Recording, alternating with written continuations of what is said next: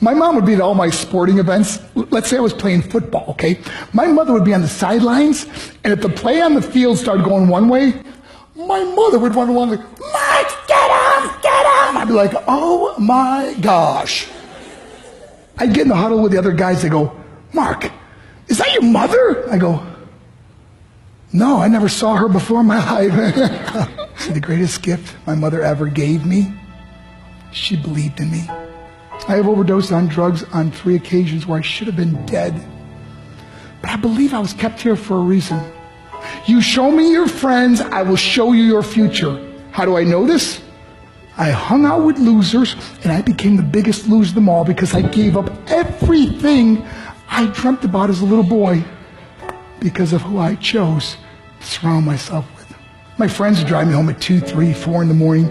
We'd be drunk and high, laughing in the car. We'd pull up in front of my house in New York. They go, Mark, the light's on. I go, oh man, my mother's up. See, my mom wouldn't go to bed until she knew her son was still alive. I'd walk in, she'd say, hi Mark, how was your night? I go, it was good, Mom, I'm just gonna go to bed. She goes, can I talk to you for a minute? I go, Mom, I'm tired, I'm just gonna go to bed. She goes, Mark, I haven't seen you all day and all night. Can I please talk to you? I said, man, just leave me alone. You bug me. I'd slam my bedroom door on the one person who believed in me. I was on a worldwide tour and we were wrestling overseas in Japan. After my wrestling match, I went upstairs in my hotel room and I fell asleep. There was a knock at my door at 3 o'clock in the morning. I got out of bed and I looked through the safety window and I could see it was a Japanese promoter.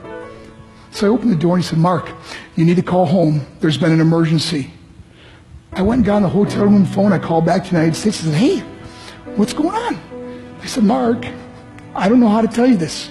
I said, just tell me what happened. All of a sudden they started crying. They go, Mark, I can't tell you. I said, just say it. They said, Mark, your mother died. I just threw the phone down. I ran out of my hotel room.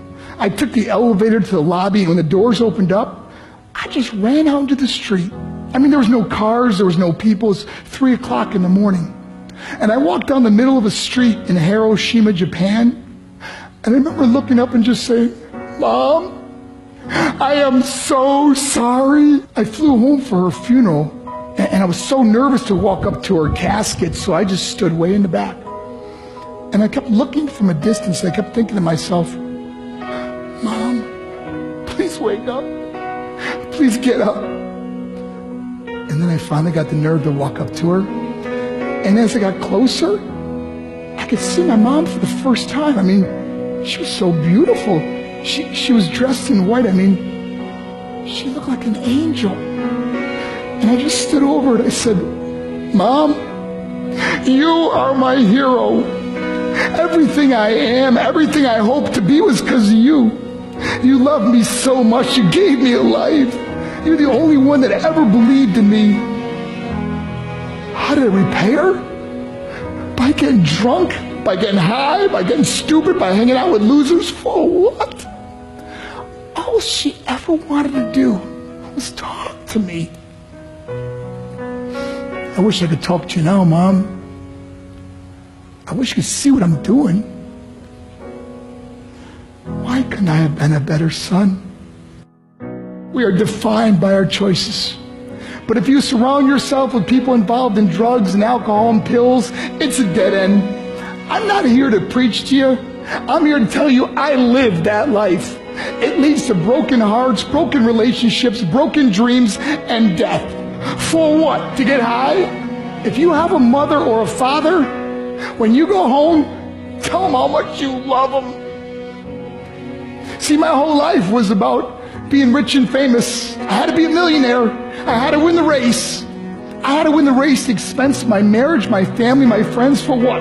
To be all alone in the world? I learned what is truly important, and that is how precious this gift of life is, and our families, and how quickly it can be taken away.